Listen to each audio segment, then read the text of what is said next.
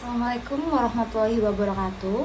Sebelumnya, kepada yang terhormat Ibu Dia Ratnawati selaku dosen pengampu mata kuliah Sistem Informasi Manajemen kelas F. Jadi di sini kami dari kelompok 3 nantinya akan menjelaskan mengenai bab 9 yang akan membahas keamanan informasi. Oke, sebelum memulai presentasi kali ini, maka izinkanlah kami dari kelompok kami untuk memperkenalkan diri terlebih dahulu. Sebelumnya, izinkan saya memperkenalkan nama-nama dari anggota kelompok 3. Yang pertama adalah saya sendiri, Fiona Novelia Kacaribu dengan NPM akhiran 106.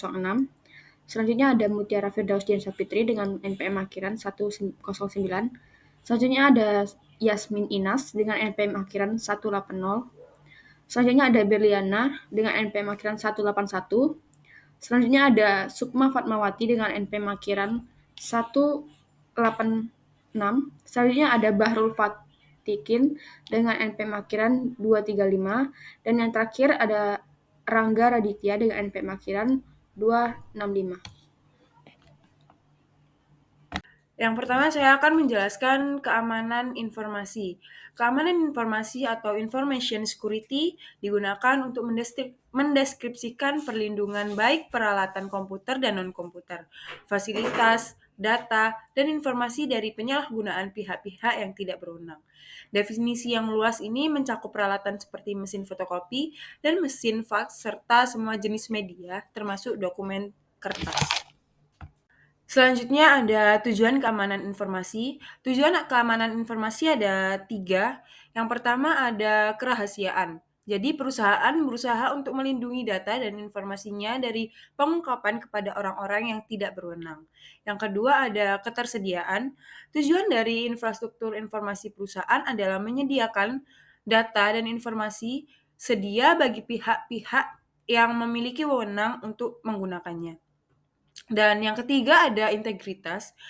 Jadi semua sistem informasi harus diberikan representasi akurat atas sistem fisik yang dipresentasikannya. Dan yang selanjutnya ada manajemen keamanan informasinya. Manajemen tidak hanya diharapkan untuk menjaga agar sumber daya informasi aman, namun juga diharapkan untuk menjaga perusahaan tersebut agar tetap berfungsi setelah suatu bencana atau jebolnya sistem keamanan. Untuk aktivitas menjaga agar sumber daya informasi tetap aman, itu disebut dengan manajemen keamanan informasi atau Information Security Management, yang biasa disingkat dengan ISM. Sedangkan aktivitas untuk menjaga agar perusahaan dan sumber daya informasinya tetap berfungsi setelah adanya bencana disebut manajemen keberlangsungan bisnis atau Business Continuity Management yang biasa disingkat dengan BCM. Dan materi selanjutnya akan dijelaskan oleh rekan saya. Terima kasih. Selanjutnya di sini ada manajemen keamanan informasi. Manajemen keamanan informasi ini terdiri dari 4 tahap dasar. Yang pertama itu ada identifikasi ancaman. Yang kedua, mengidentifikasi rasiko. Yang ketiga, pembuatan kebijakan atau peraturan. Yang keempat, mengimplementasikan pengendalian. Alternatif lain dari manajemen keamanan informasi ini adalah merumuskan kebijakan keamanan informasi berdasarkan standar atau tolak ukur keamanan informasi. Ancaman keamanan informasi ini mencakup seperti orang, organisasi, mekanisme, atau peristiwa yang berpotensi membahayakan sumber daya informasi perusahaan. Jadi ancaman ini dapat berasal dari dalam atau luar perusahaan, serta bisa tidak sengaja maupun disengaja. Ancaman internal dan eksternal. Di sini ancaman internal ini seperti karyawan, pekerja temporer, konsultan, kontraktor, mitra bisnis. Ini merupakan masalah serius dalam keamanan perusahaan karena ancaman internal ini menyerang lebih mendalam terkait sistem. Jadi dari survei Computer Security Institute, 49% responden ini mengalami insiden keamanan yang disebabkan oleh pengguna sah. Jadi 81% ini kejahatan komputer itu diyakini dari atau dilakukan oleh karyawan itu sendiri. Selanjutnya yaitu tindakan kecelakaan dan disengaja. Nah, tidak semua itu ancaman itu merupakan tindakan disengaja yang dilakukan dengan tujuan itu mencelakai. Nah, itu ada beberapa, itu ada tindakan juga merupakan kecelakaan yang tidak disengaja yang disebabkan oleh orang-orang di dalam ataupun di luar perusahaan tersebut. Nah, sama halnya di mana keamanan informasi yang harus ditunjukkan untuk mencegah ancaman yang disengaja, sistem keamanan yang harus mengeliminasi atau mengurangi kemungkinan terjadinya kerusakan yang disebabkan oleh kecelakaan tersebut. Oke, baik, selanjutnya saya akan menjelaskan mengenai jenis ancaman. Nah, semua orang di sini pasti pernah mendengarkan apa itu virus komputer. Sebenarnya teman-teman, virus itu hanyalah salah satu contoh jenis peranti lunak komputer yang berbahaya. Dan di sini tuh terdapat beberapa jenis peranti lunak yang berbahaya selain virus. Ada worm, Trojan horse, adware, and spyware. Nah, saya akan menjelaskan hal tersebut satu-satu. Yang pertama yakni virus. Virus itu merupakan program komputer yang dapat mereplikasi dirinya sendiri tanpa dapat diamati oleh si pengguna dan menempelkan salinan dirinya itu pada program-program dan buat sektor lain. Selanjutnya, worm, cacing, ini dia itu tidak dapat mereplikasi dirinya sendiri, tapi dia itu dapat menyebarkan salinannya melalui email. Trojan horse, kuda Troya, dia itu tidak dapat mereplikasi maupun mendistribusikan dirinya sendiri. Nah, di sini tuh yang mendistribusikan si Trojan horse itu si pengguna itu sendiri yang menyebarkan sebagai suatu perangkat. Nah, nantinya perangkat tersebut itu digunakan untuk menghasilkan perangkat yang menghasilkan perubahan-perubahan yang tidak diinginkan dalam fungsionalitas sistem tersebut. Terus yang terakhir yakni ada adware and spyware, di mana adware itu memunculkan pesan-pesan iklan yang sangat mengganggu dan spyware itu mengumpulkan data dari mesin pengguna. Nah, dari berbagai jenis malware ini, adware dan spyware itu merupakan peranti lunak yang berbahaya, yang terkini, yang terbaru lah teman-teman. Jadi di sini tuh ada yang namanya program anti spyware, tapi program ini tuh seringkali menyerang cookies, yaitu file teks kecil yang diletakkan perusahaan di hard drive pelanggan untuk mencatat minat belanja pelanggan mereka. Nah, di sini ada solusi yang efektif yang memungkinkan untuk menghalangi anti spyware itu menghapus cookies dari pihak pertama yang disimpan perusahaan untuk para pelanggannya. Tapi di sini tuh hanya menghapus cookies dari pihak ketiga yang diletakkan oleh perusahaan lain. Baik teman-teman, selanjutnya di sini saya akan menjelaskan mengenai apa itu resiko. Oke, risiko keamanan informasi itu didefinisikan sebagai potensi output yang tidak diharapkan dari pelanggaran keamanan informasi oleh ancaman keamanan informasi. Nah, semua risiko itu mewakili tindakan yang tidak terotorisasi. Di mana risiko-risiko seperti ini tuh dibagi menjadi 4 jenis. Yang pertama, yaitu ada pengungkapan informasi yang tidak terotorisasi dan pencurian. Nah, dimana ketika suatu basis data dan perpustakaan peranti lunak tersedia bagi orang-orang yang seharusnya tidak berhak memiliki akses, hasilnya adalah dapat menghilangkan suatu informasi atau uang. Sebagai contoh nih, ada mata-mata industri yang dapat memperoleh informasi mengenai kompetisi yang berharga, dan kriminal komputer dapat menyelundupkan dana perusahaan. Untuk yang selanjutnya akan dijelaskan oleh rekan saya. Selanjutnya yang kedua yaitu ada penggunaan yang tidak terotorisasi. Nah, penggunaan yang tidak terotorisasi ini terjadi ketika orang-orang yang biasanya tidak berhak menggunakan sumber daya perusahaan mampu melakukan hal tersebut. Contohnya sendiri, hacker. Hacker misalnya dapat memasuki jaringan komputer sebuah perusahaan untuk mendapatkan akses ke dalam sistem telepon dan melakukan sambungan telepon jarak jauh tanpa otorisasi. Yang ketiga, ada penghancuran yang tidak terotorisasi dan penolakan layanan. Hal ini dapat merusak atau menghancurkan peranti keras atau peranti lunak sehingga menyebabkan operasional komputer perusahaan tersebut tidak berfungsi. Contohnya yaitu penjahat memasuki jaringan komputer perusahaan dan menggunakan sumber daya perusahaan seperti email hingga tingkatan tertentu sehingga operasional bisnis normal tidak berlangsung. Untuk materi selanjutnya akan dilanjutkan oleh rekan saya. Selanjutnya yaitu kebijakan keamanan informasi. Nah, dengan mengabaikan bahwa apakah perusahaan itu mengikuti strategi manajemen risiko atau kepatuhan terhadap tolak ukur maupun tidak, suatu kebijakan keamanan harus diterapkan untuk mengarahkan keseluruhan program. Nah, ada beberapa fase dalam kebijakan keamanan informasi.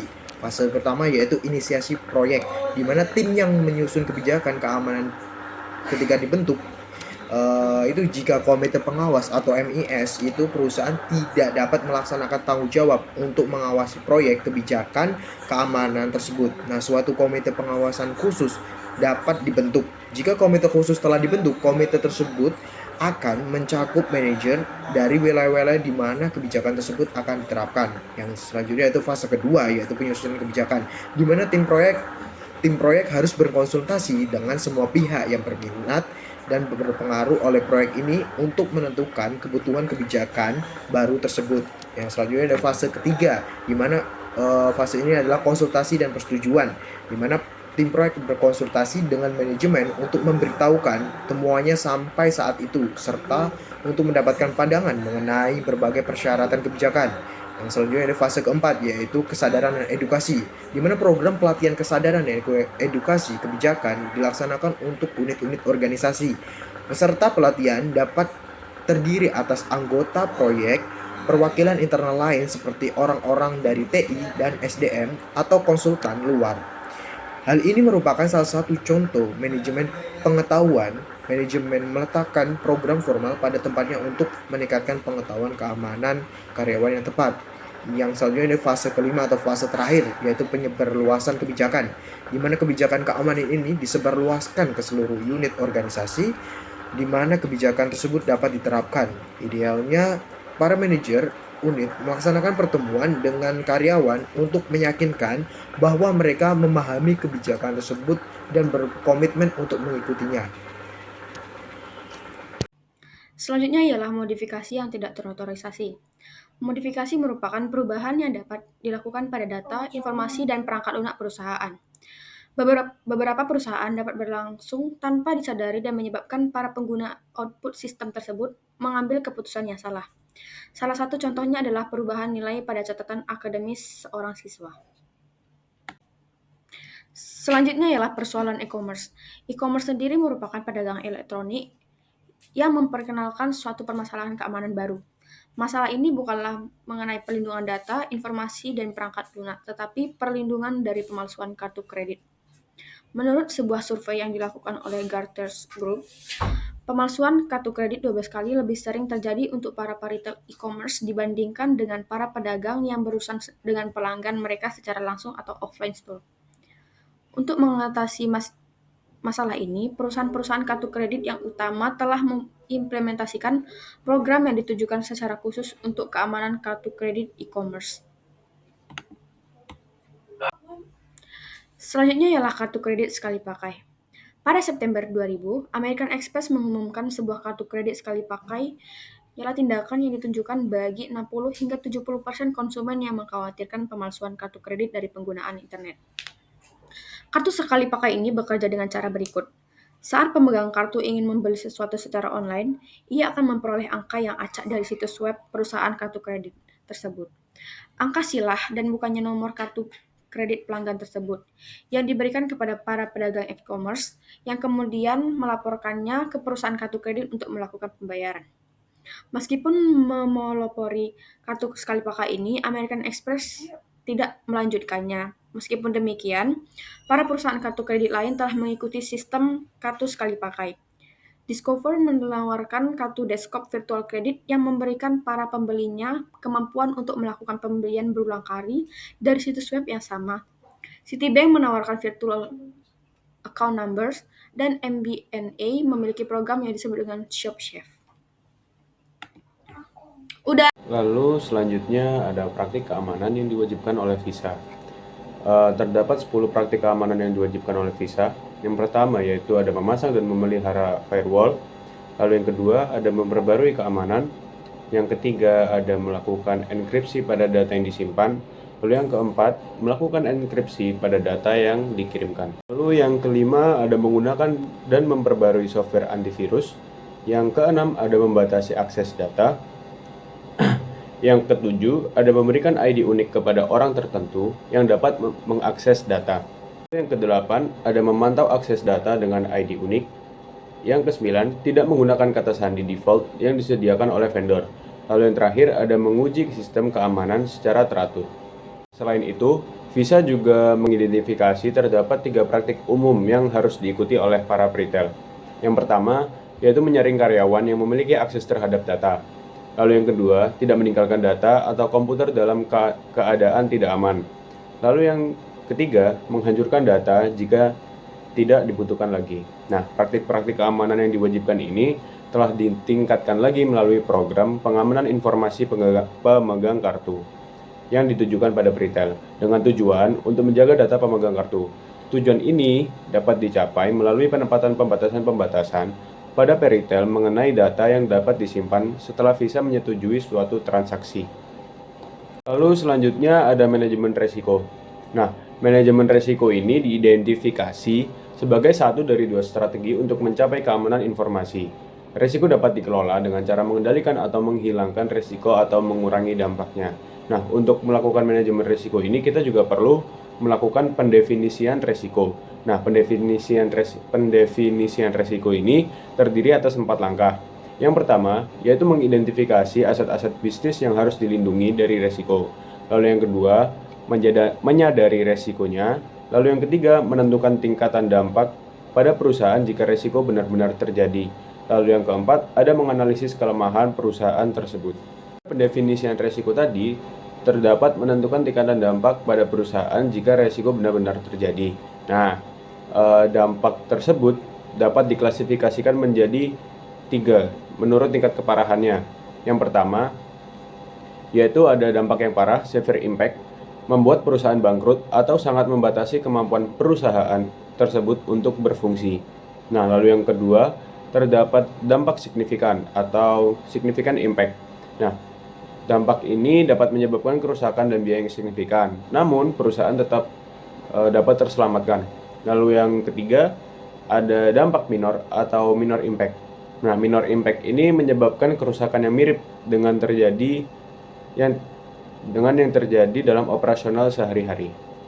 Nah, setelah analisis resiko diselesaikan, hasil temuan sebaiknya didokumentasikan dalam laporan analisis resiko. Nah, laporan analisis resiko ini ada 8 isinya. Yang pertama yaitu deskripsi resiko, lalu yang kedua ada sumber resiko, yang ketiga ada tingginya tingkat resiko, lalu yang keempat ada pengendalian yang diterapkan, lalu yang kelima ada para pemilik resiko. Selanjutnya yang keenam ada tindakan yang direkomendasikan, lalu yang ketujuh ada jangka waktu yang direkomendasikan. Nah, untuk yang ke-8 ini, jika perusahaan telah mengatasi risiko tersebut, laporan harus diselesaikan dengan cara menambahkan bagian akhir, yaitu apa yang telah dilaksanakan untuk mengatasi risiko tersebut. Nah, selanjutnya akan dijelaskan oleh rekan saya. Lalu selanjutnya ada kesimpulan. Organisasi perlu keamanan informasi untuk melindungi data. Manajemen keamanan informasi (ISM) menjaga keamanan dan kontinuitas bisnis, termasuk saat bencana. Ancaman seperti virus dan spyware bisa datang dari dalam atau luar. Risiko seperti pengungkapan data dan penggunaan tidak sah dikelola dengan manajemen risiko. E-commerce menimbulkan tantangan baru seperti pemalsuan kartu kredit yang dihadapi dengan program seperti kartu sekali pakai. Kebijakan keamanan harus diterapkan dengan inisiasi, penyusunan kebijakan, dan edukasi untuk manajemen informasi yang efektif dan risiko minim. Baik, sekian dari kelompok 3. Jika ada salah kata maupun kekurangan selama penyampaian materi tadi, kami meminta maaf yang sebesar-besarnya. Sekian, terima kasih. Wassalamualaikum warahmatullahi wabarakatuh.